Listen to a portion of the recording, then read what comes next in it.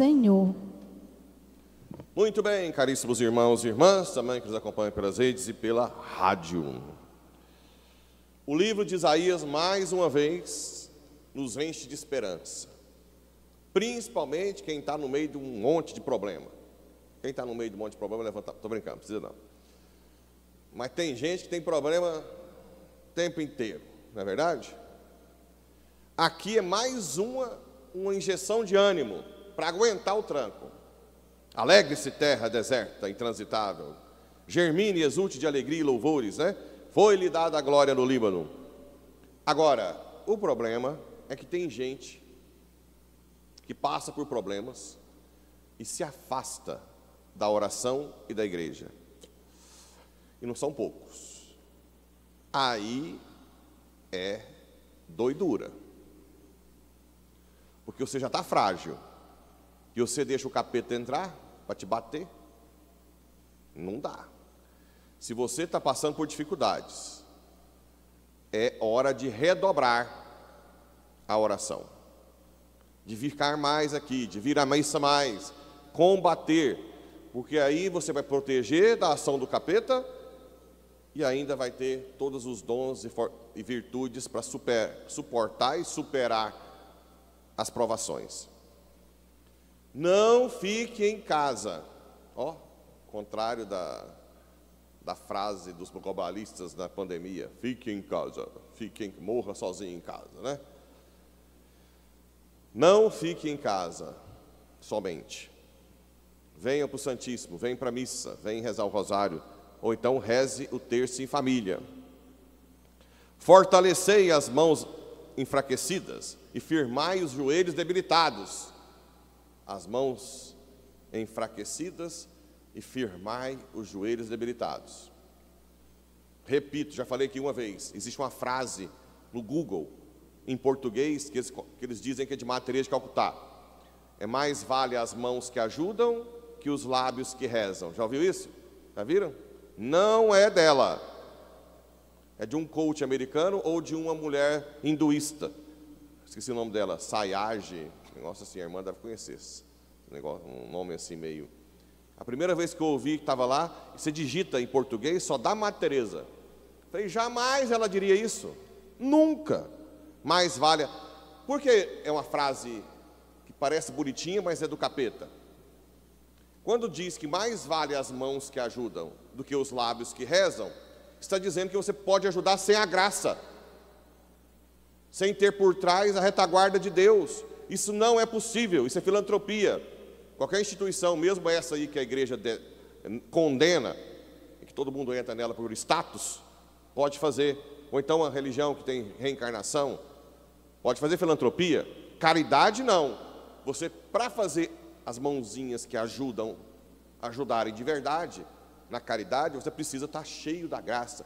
Porque Madre Teresa, quando ela fazia por amor a Deus, porque ela escreveu um livro, Come and be my light. Eu não sei como é que é a tradução, seja minha luz em português, talvez.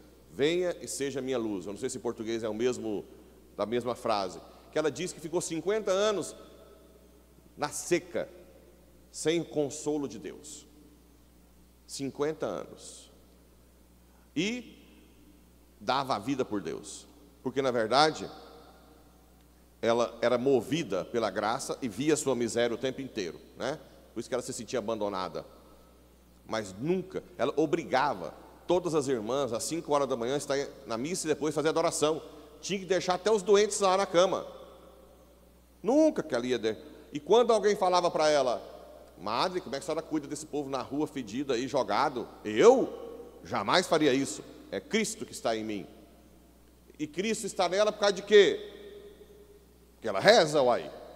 Ou você acha que Cristo está nela? Não, onde eu estou, Cristo está comigo, padre. Não preciso de igreja. Vai, o Cristo que está lá com você.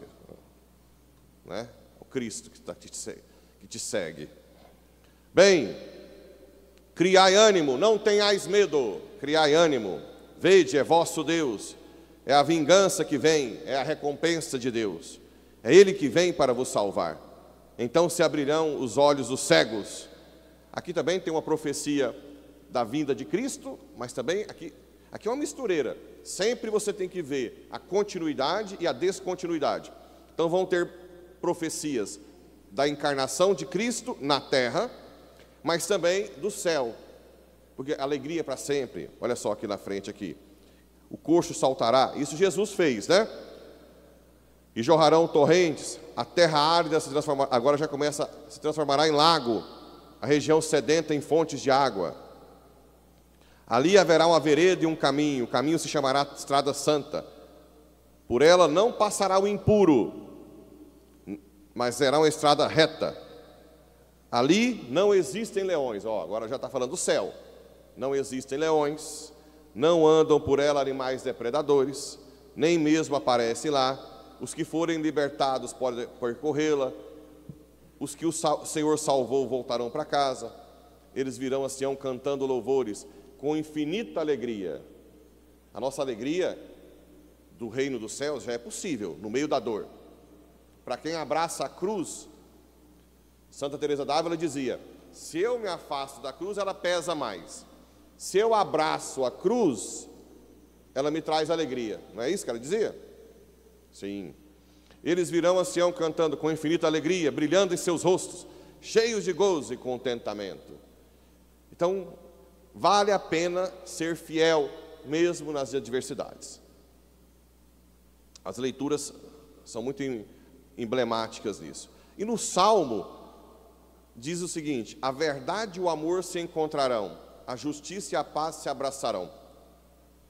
Veja bem, gente, existe aqui não sei se eu vou conseguir, Deus é perfeito, concorda? Ou não? Então, ele não tem partes, ele não é mais ou menos, ele é o máximo. Então, por exemplo, quando eu digo, isso é uma verdade, certo? Na nossa mente humana, Deus é toda a verdade em si. Isso é um gesto de amor. Deus é amor e ao mesmo tempo é verdade. Ele é tudo de amor, ele é tudo de verdade. Por isso que o Salmo diz que a verdade e o amor se encontrarão. O que o capeta hoje faz? O amor New Age, da nova era. Eu amo todo mundo do jeito que é. Velho, para mim todo mundo tá bom. Ama nada, você não ama o que não conhece. Isso é uma falso amor. E aí chamam o que a igreja chama de amor de correção, você não pode viver assim, discurso de ódio. Entende?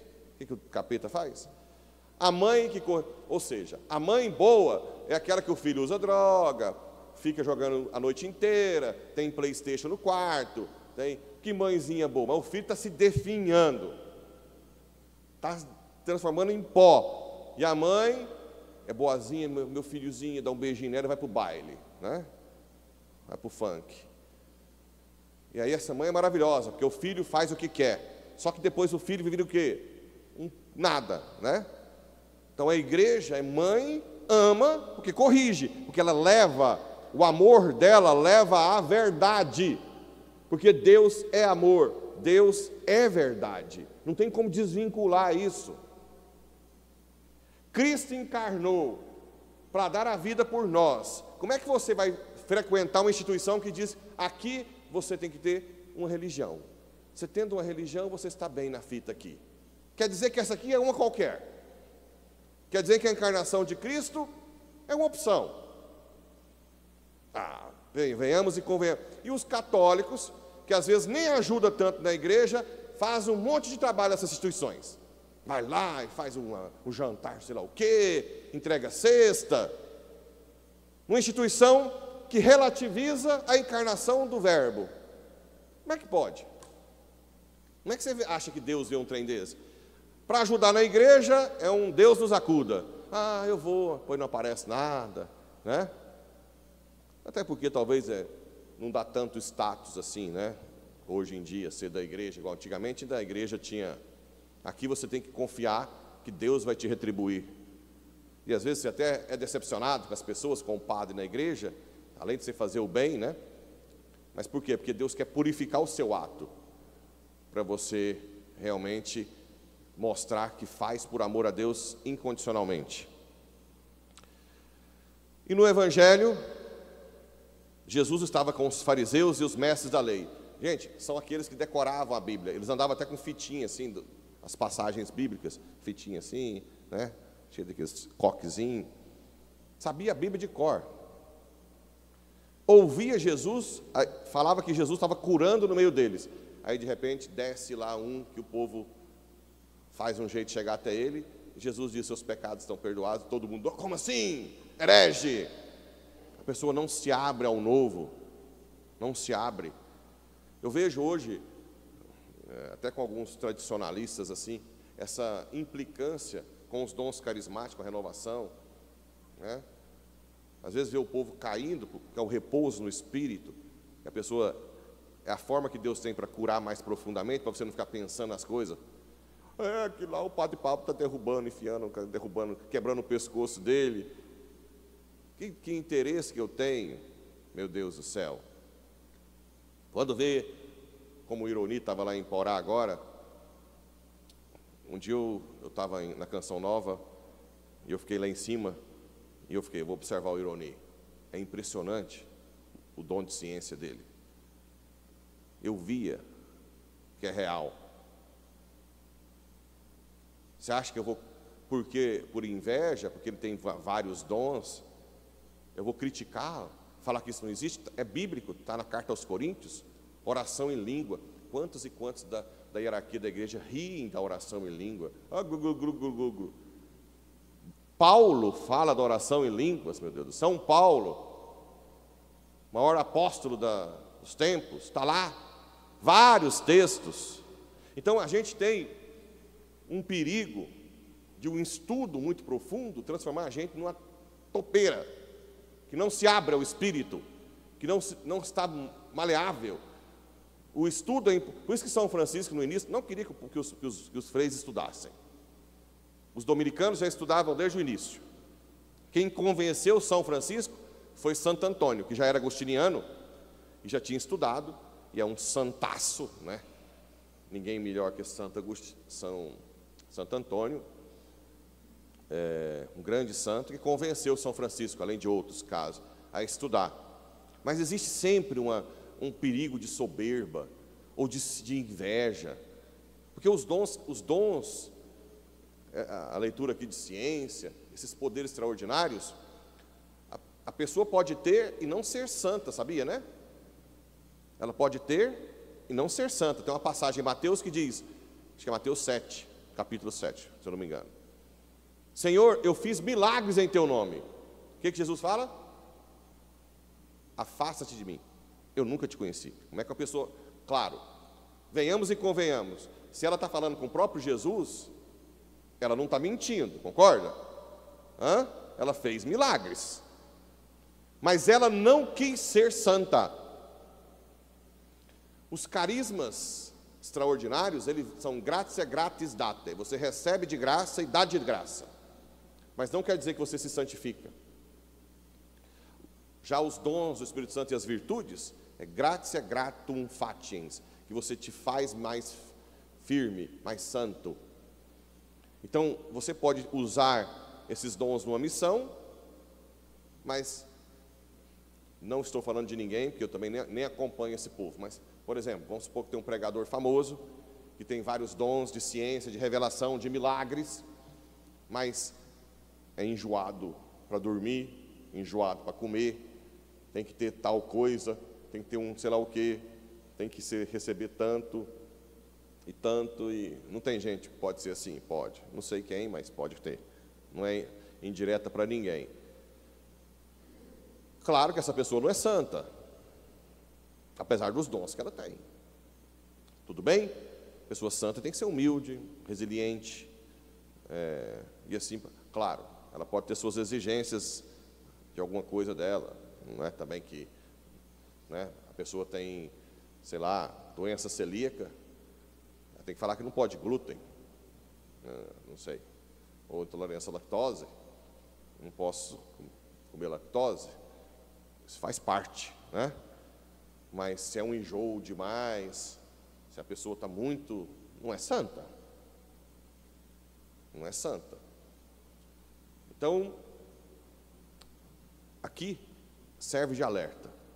Nós vamos aprender a doutrina no catecismo, aprender a Bíblia lendo, vendo os vídeos do YouTube aí de muita gente boa, mas primeiro abrir o coração ao novo, ao Espírito, deixar o Espírito te fluir, tocar, né? Vem Espírito Santo, muda, me enche da tua graça com os teus dons, me leva, Senhor. Como é que você conhece bem Ixi, já acabou mais que o tempo aqui já. Como é que você conhece bem uma pessoa? Quando você lê sobre ela ou quando você convive com ela? Então tem muita gente que sabe doutrina, a Bíblia de cor, e tem gente que não sabe ler e conhece Jesus, ó, mais que o que sabe a Bíblia de cor. Por quê? Porque tem intimidade com Ele, ok? Que Nossa Senhora nos faça muito íntimos cada dia com Jesus, assim como São Juan Dieguito. Juan Diego, primeira vez que ele ouviu Nossa Senhora, ele ficou assustado. Na segunda vez ele estava com pressa para ver o tio, ele passou longe, não queria ver ela de novo. Aí ela foi lá onde ele passou, né? Então, essa humildade, essa pequenez de Juan Diego, que ele interceda para que sejamos humildes diante desse grande mistério de Jesus de salvação. Assim seja.